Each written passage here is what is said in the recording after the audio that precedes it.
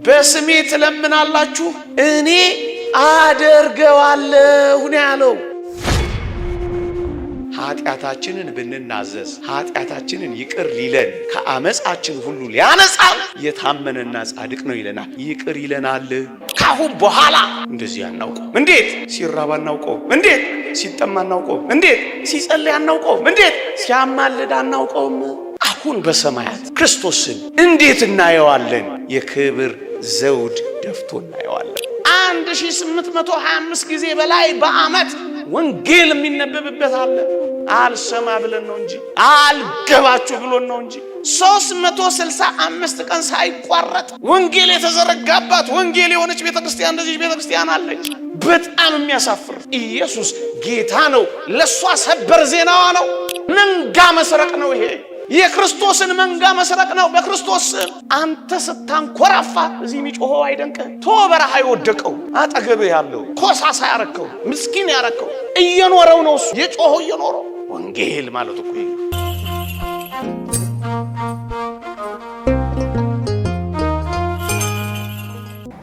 ሰምተን ለመጠቀም እግዚአብሔር ይርዳን። ጻድቅ ፈራጅ የተነሳውበትን ኃይለ ቃል ትምህርቴን ሳጠናቀቅ እመለስበታለሁ። ጸሎት ለራስ የሚደረግ ልመና ነው። ልመና ለሌሎች ሲደረግ፣ ልመና ለሌሎች ሲቀርብ ግን ምልጃ ተብሎ ይጠራል። የተወደደ መድኃኒታችን ኢየሱስ ክርስቶስ ሰውን ለማዳን ለብቻዋ ንጽሕት ድንግል ከምትሆን ከእመቤታችን ከቅድስት ድንግል ማርያም ቤዛ ካሳ ሆኖ ሊያድነን ሲመጣ ከኃጢአት በቀር ዘንበለ ኃጢአት ባሕቲታ ይላሉ አባቶቻችን። ከኃጢአት በቀር በነገር ሁሉ እንደኛ የተፈተነ ነው ተብሎ ተጽፏል። ከኃጢአት በቀር የእግዚአብሔር ቃል ግልጽ መልስ ነው የሚሰጠው ወገኖቼ። እንዲህ ይላል የዕብራውያን መልእክት ምዕራፍ 5 ቁጥር 7 እንዲህ ይላል እርሱም ክርስቶስን ማለት ነው። እርሱም በሥጋው ወራት ከሞት ሊያድነው ወደሚችል ከብርቱ ጩኸትና ከእንባ ጋር ጸሎትንና ምልጃን አቀረበ ይላል። አቅርቧል፣ አቀረበ ይላል። መቼ? በሥጋው ወራት። እሱ መቼ ነው? ሰው በሆነበት ወራት። በግልጽ ቃል ጩኸቱን ምልጃ ብሎ የገለጸውን ቃል መቼ እንደሆነ መጽሐፍ ቅዱስ በግልጽ ቃል አስቀምጧል። ምን ብሎ? ሰው በሆነበት ወራት፣ በሥጋ በተመላለሰበት ወራት፣ በአጭር ቁመት በጠባብ ደረት በተገለጠበት ወራት እርሱም በሥጋው ወራት የሚለውን ሊቃውንት ይህን ሲተረጉሙ በሥጋው ወራት የሚለውን ሰው በሆነበት ወራት ይህንን አደረገ ብለዋል። እዩ፣ ሥጋን ስለለበሰ እስከሚሞትባት ቀን ድረስ የሰውን ሥራ ሰርቷል። ከዚያስ በኋላ ካላችሁኝ አምላካዊ ሥራን እንጂ ሥጋዊ ሥራን ሲሰራ አልታየም ጌታችን። ለዚህ ነው በሥጋ ወራት የሚለው ቃል የሚሰመርበት ቃል። ከዚያስ በኋላ ከሞተስ በኋላ ካረገስ በኋላ በሰማያት በጥንት ክብሩ ከከበረስ በኋላ ሥጋዊ ሥራን አይሰራማ፣ አይለምንማ፣ አይጸልይማ። አያማልድማ አይቃትትማ። ለዚህ ነው በግልጽ ቃል በሥጋ ወራት ከሞት ሊያድነው ወደሚችል ከብርቱ ጩኸትና ከእንባ ጋር ጸሎትንና ምልጃን አቀረበ የሚለው። መቼ? ሰው በሆነበት ወራት። ለዚህ እኮ ነው ኦርቶዶክሳውያን መጽሐፍ ቅዱስን በጥንቃቄ ለሚመለከቱ ወገኖች ጌታችን ከሞት ከተነሳ በኋላ በምድር ላይ በዘመነ ሥጋዌው ሰው ሆኖ ሲሰራ እንደነበረው ቀና ብሎ ሲጸልይና ሲለምን የማታዩት ከዚያ በኋላ እንዲህ ያለ ሥራ ስለሌለው ነው። እንዴ ከትንሣኤው በኋላ የተጠበሰ ዓሣ እንዳላችሁ አምጡ ብሎ በልቶ የለምን? አዎ በልቷል። ምን ለማድረግ? የተነሳው በዛው ሰውነት በዚያው ሥጋ መሆኑን ለማረጋገጥ ነው እንጂ የሚራብ የሚጠማ ሰውነት ስላለው አይደለም። ሥጋውን ትቶ እንዳልተነሳ ለማረጋገጥ እንጂ የሚራብ የሚጠማ የሚደክም እንደገና የሚታመም የሚሞት የሚለምን አይደለም። ለዚህ ነው በአንድም ቦታ ህብስት ይዞ ቀና ብሎ ሲጸልይ እንደነበረው ቀና ብሎ ሲጸልይ የማታዩት። ለዚህ ነው በአጋጣሚ አይደለም። ከሞት ከተነሳ በአባቱ ሪና ከተቀመጠ በኋላ ኢየሱስ ክርስቶስ ይህንን የመለመን ይህንን የምልጃ ሥራ ስለማይሰራ ነው ወገኖቼ። ይህንን ጌታችን በግልጽ አስተምሯል። አዎ አስተምሯል። ምን የሚል ቃል አለ? ብዙዎቻችሁ ታውቁታላችሁ። የዮሐንስ ወንጌል ምዕራፍ 16 ቁጥር 26 ግልጽ ቃል አስቀምጧል። ላንብብላችሁ። ከሄደ በኋላ በሰማያት ክብሩ ከከበረ በኋላ ስለሚኖረው አኗኗሩ ሲናገር እንዲህ ብሏል። በዚያን ቀን በስሜ ትለምናላችሁ፣ እኔም ስለ እናንተ አብን የምለምን አይደለሁም። እዩ በስሜ ለምኑ እንጂ እኔ አብን አልለምንላችሁም። ስለ እናንተ አብን የምለምን አይደለሁም ማለት እኮ ቅድም ስጀምር የነበረውን ብይን አስታውሱ። ለሌሎች የሚደረግ ልመናና ጸሎት ምልጃ ነው አላልኳችሁ? በዚያን ቀን በስሜ ትለምናላችሁ፣ አብን ስለ እናንተ ግን አልለምንም ብሏል። አያችሁ፣ ሰው በሆነበት ወራት በእኛ ተገብቶ ይህን ሰርቶታል። እኛ ልንሰራ ያልቻለውን አድርገውታል። ከዚያስ በኋላ ልመና፣ ጸሎት፣ ምልጃ፣ መቃተት የለበትም።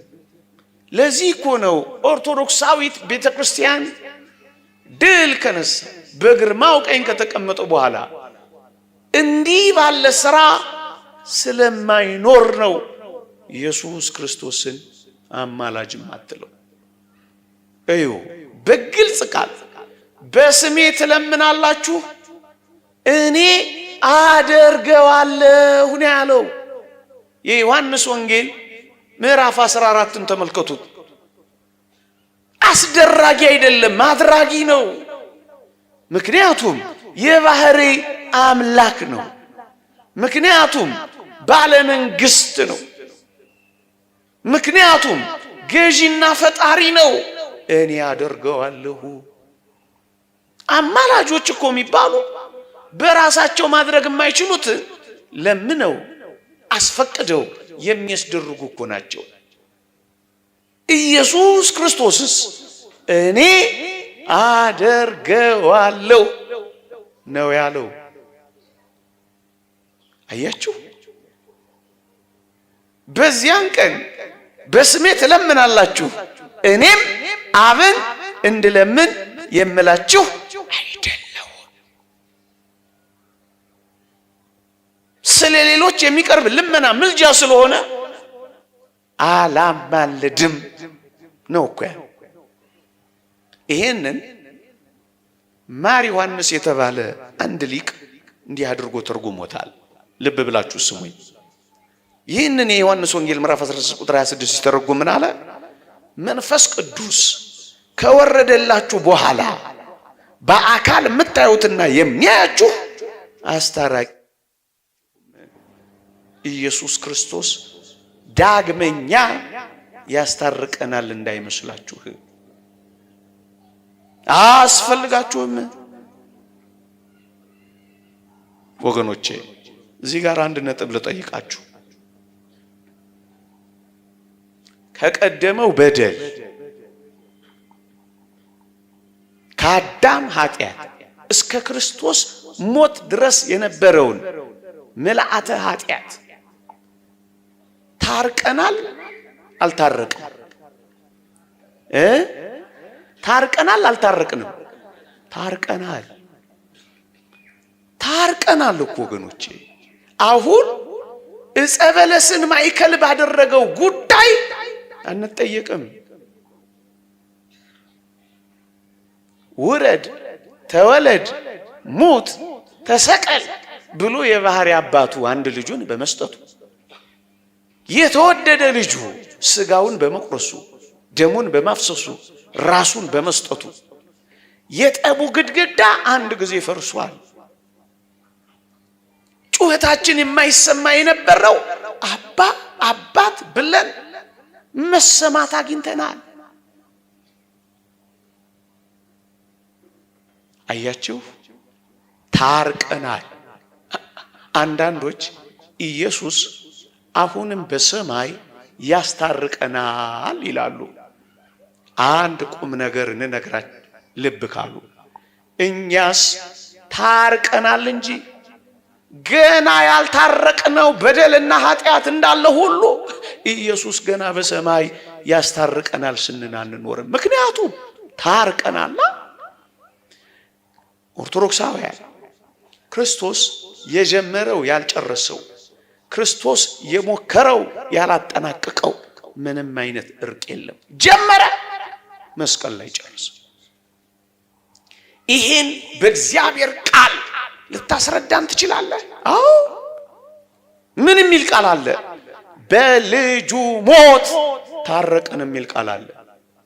በልጁ ሞት ምን አለን? ምን አለን? ሞቱ። ሞቱ መታረቂያችን ሆነ። ታረቅን። ታረቅን። አለበለዛ የጠቡ ግድግዳ ላይፈርስማ፣ እኛም ቅድመ እግዚአብሔር ላንደርስማ፣ ጩኸታችን ላይሰማማ፣ እርቁ አንድ ጊዜ ባደረገው ተልእኮ ላይፈጸምማ፣ ለምን ክርስቶስ እንዲህ እስከ ሞት ድረስ የደረሰ ለምን ለሞት ጨከነ? ሁል ጊዜ ለማስታረቅ ኢየሱስ ሰው ከሆነማ የኦሪት ሊቃነ ካህናት አይበቁም ነበርና አንድ ጊዜ የሚሉ በርካታ የቅዱስ ጳውሎስን የዕብራውያን መልእክት ማንበብ ትችላላችሁ።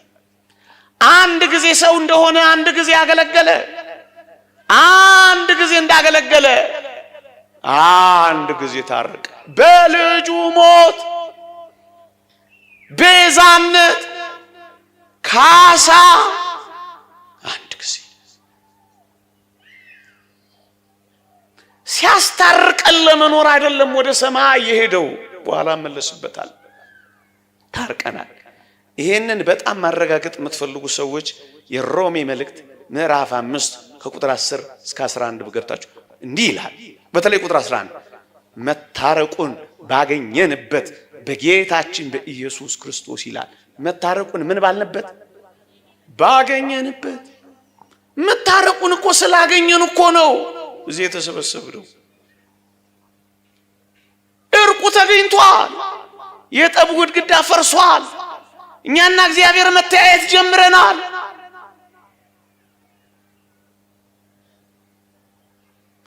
አሁን ለምንበድለውስ በደል፣ አሁን ለምንሰራውስ ኃጢአት ካላችሁ ሆይ ኃጢአታችንን ብንናዘዝ ኃጢአታችንን ይቅር ሊለን ከአመፃችን ሁሉ ሊያነጻን የታመነና ጻድቅ ነው ይለናል። ይቅር ይለናል። ይቅር ያስብለናል እኮ አይደለም የሚለው። ምን ይለናል? ይቅር ይለናል። ምን ስናረግ? ስንናዘዝ። ምን ስናረግ? ንስሐ ስንገባ እንጂ ገና ሊያስታርቅ ትፈልጋለህ? ምክንያት አለኝ ይህን ትምህርት ማስተምርበት መታረቁን ባገኘንበት። አሁን ስንበድልስ ስርየት ከምን እናገኛለን?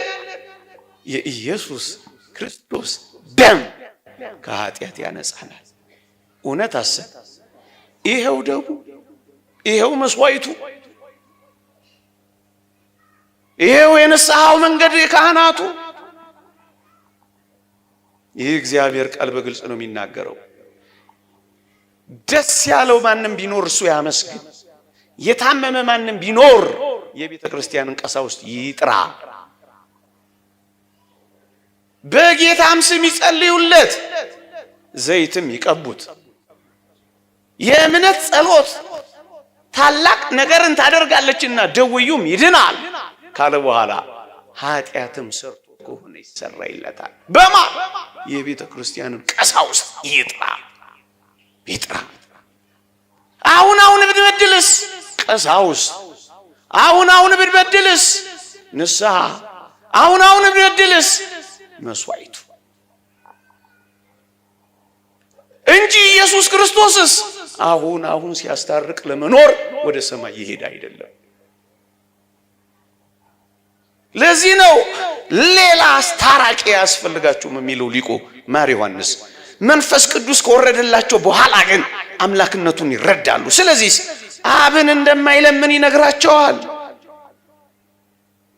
የተወደዳችሁ ኦርቶዶክሳውያን፣ ሰው የሆነው ለምንድን ነው? ብዙ ዓላማ ቢኖረውም አንዱ ግን የተጣላውን የሰው ልጅ ከራሱ ጋር ማስታረቅ፣ ከባህሪ አባቱ ጋር ማስታረቅ፣ ከባህሪ ሕይወቱ ከመንፈስ ቅዱስ ጋር ማስታረቅ ነው አንዱ። የእግዚአብሔር ቃል እንዲህ ይላል፣ ሰላምን ያደርግ ዘንድ ጥልንም ይገል ዘንድ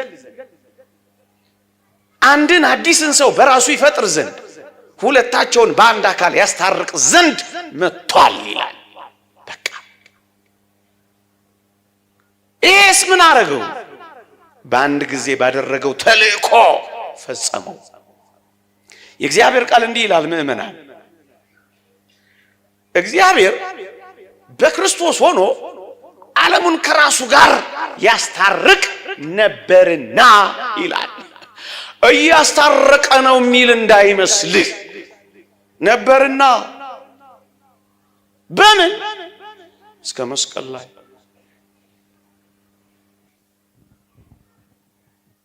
ሰላምን ያደርግ ዘንድ ጥልንም ይገድል ዘንድ አንድን አዲስን ሰው ይፈጥር ዘንድ በሁለት አካል የተለያዩትን አንድ ያደርግ ዘንድ ያዋህድ ዘንድ መጣ። ይሄንን አጠናቋል፣ ፈጽሟል ነው የምትለን? አዎ። ይህንን የሚያስረዳ እግዚአብሔር ቃል አለ በሚገባ። እንዲህ ይላል ሊቁ ቀለምኒጦስ ዘእስክንድርያ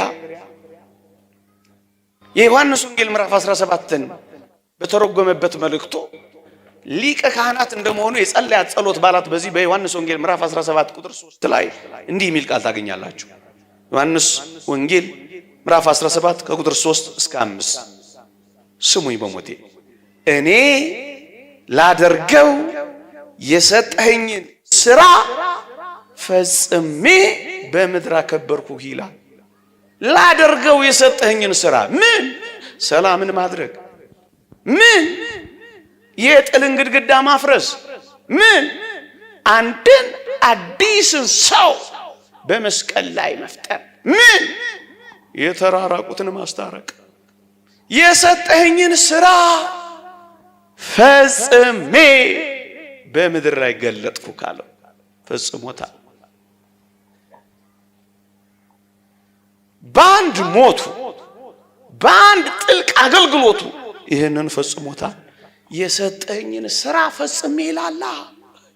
ታዲያስ እንዳልተፈጸመ ሁሉ ገና ያስታርቃል፣ ገና ይማልዳል፣ ገና ይለምናል፣ ገና ይቃትታል ልንል ነው። ፈጽሞታል። የተሰጠው ስራ የነበረ ከዚያስ ፈጸመ። የሰጠኝን ስራ ፈጽሜ በምድር ገለጥኩክ አከበርኩክ የሚለው ቃል ገልጬሃለሁ፣ አሳውቄሃለሁ። አንተን ማወቅ ይህች የዘላለም ሕይወት ናት ያለው ለዚህ ነው። ገልጬሃለሁ። እንደውም ዝቅልና ምን ይላል? አባቴ ሆይ ዓለም ሳይፈጠር ጥንት በነበረኝ ክብር አክብረኝ ግለጠኝ ሲል ደግሞ እናየዋለን። አንተን በምድር በነበረው ትምህርቴ ገልጬሃለሁ፣ እኔን ደግሞ በሰማያት ባለው ክብሬ በጥንት ክብሬ ግለጠኝ። ሰው ስለጠፋ ሰው ሆንኩላቸው። ወደ ላይ መምጣት ስላልቻሉ ወደ ታች ወረድኩላቸው። መስዋዕታቸው ስላልሰመረ በግ ሆኜ ታረድኩላቸው። መደመጥ ስላጡ ቃተትኩላቸው። ረቂቃን መሆን ስላልቻሉ ግዙፍ ሆንኩላቸው። ነፃ መሆን ስላልቻሉ ታሰርኩላቸው። መቃብርን መሻር ሞትን ማሸነፍ ስላልቻሉ መቃብር ገባው ሞትኩላቸው። እንዲህ አድርጌ ሰውን መውደድን ልዩ ፍቅርን ገለጥኩላቸው። አሁንስ የተወደዳችሁ ኦርቶዶክሳውያን ሰው በመሆኔ በመሞቴ መከራን በመቀበሌ በመለመኔ ሰው ሆኜ በመለመኔ ተጠራጥረው እንዳያዋርዱኝ ባንተ ዘንድ ያለውን ክብሬ ግለጠው ባላ። አንድ ግጥም ያለ እውነት እንንገራችሁ። ሲለምን ስናየው አማላጅ አንለው፣ ሲራብ ስናየው ረሃብተኛ ነው አንለው።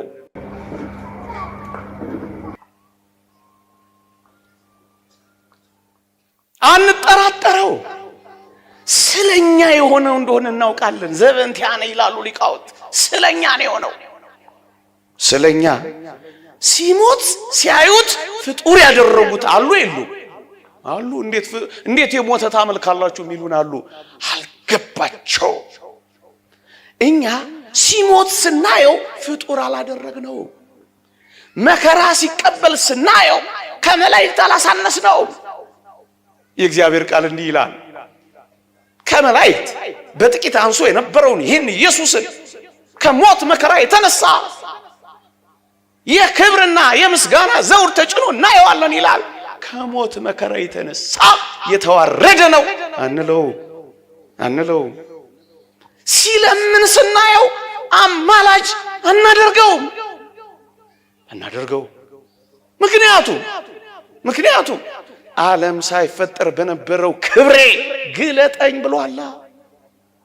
አሁን የከበረው ዓለም ሳይፈጠር በነበረው ክብሩ ነው።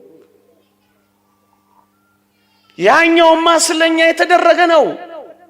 እኛ ልናደርገው ያልቻልነው ነው ያደረገው፣ የኛን የወሰደው። የተወደዳችሁ ኦርቶዶክሳውያን በእኛ ቦታ የተፈጸሙ ድርጊቶችን ለሱ እንደተደረገ አድርገን ቆጠርናቸው ይላል ጎርጎርዮስ ዘንዚናዙ። ለኛ ነው የለመነው። የኛ ጩኸት ስለኛ ነው የተራበው። በዚያ ክብር ነው አሁን ያለው። ለዚህ እኮ ነው ይለምናል፣ ይጸልያል፣ ይቃተታል፣ ያማልዳል፣ አሁን በሰማይ ያገለግላል ማንለው እኮ ለዚህ ነው። ወደ ጥንት ክብሩ ነው የገባው። ዝቅ ሲልስ እሱማ ስለኛ እኛን ለማዳን የከፈለው እሱን ይዘን ግን ተጠራጥረን ፍጡር ነው፣ ተጠራጥረን አማላጅ ነው። ለዚህ ነው ሲሞት ስናየው ፍጡር፣ ሲለምን ስናየው አማላጅ የማናደርገው። ለዚህ ነው በጣም ጥልቅ እይታ ደግሞ ላሳያችሁ።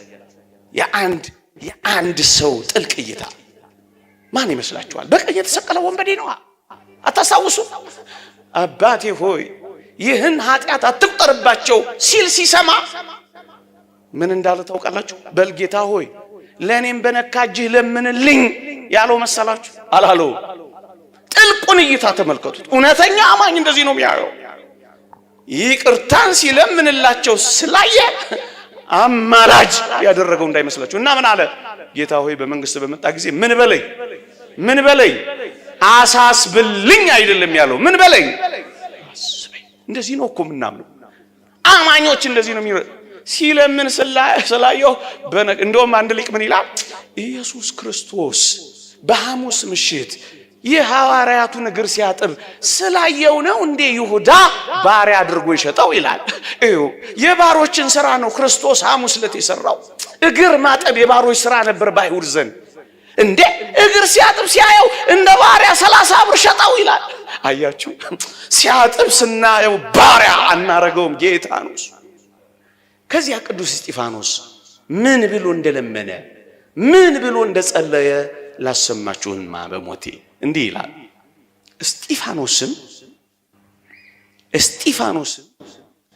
ጌታ ኢየሱስ ሆይ ነፍሴን ተቀበል ብሎ ሲጠራ ይወግሩት ነበር። ተንበርክኮም ጌታ ሆይ ይህን ኃጢአት አትቁጠርባቸው ብሎ በታላቅ ድምፅ ጮኸ ይላል። ምን አትበልባቸው? አትቁጠርባቸው። ለምንላቸው፣ አማልዳቸው፣ ባክህ ሊቀ ካህናታችን ነውና አገልግላቸው ያለ እንዳይመስልህ። ይህን ኃጢአት ምን አትበልባቸው? ይቅር የሚል የሚቆጣጠር የሚምር የሚፈርድ መሆኑን እኮ ነው የገለጠልን። በየት? በሰማያት ነዋ፣ በሰማያት ነዋ። ኢየሱስ ክርስቶስ እግዚአብሔር ነው ብላ የምታምን ቤተክርስቲያን፣ እውነተኛ የክርስቶስ ቤተክርስቲያን። በመጀመሪያም ቃል ነበረ፣ ቃልም በእግዚአብሔር ዘንድ ነበረ፣ ቃልም እግዚአብሔር ነው። ኢየሱስ ክርስቶስ እግዚአብሔር ነው ብለን ካመንን እግዚአብሔር ፈራጃችን ነው የምንለው። ለዚህ ነው ቤተክርስቲያን ጻድቅ ፈራጅ የምትለው። ይቆየን የእግዚአብሔር ቸርነት፣ የእመቤታችን የቅድስት ድንግል ማርያም አማላጅነት፣ የቅዱሳን በረከት ረድኤት በሁላችንም ላይ ትሁንልን። ድል የማትነሳ ሃይማኖታቸው፣ ጥርጥር የሌለባት ተዋህዶ እምነታቸው ከኛ ጋር ትሁንልን። አሜን አሜን። አብሮ ያሰማል።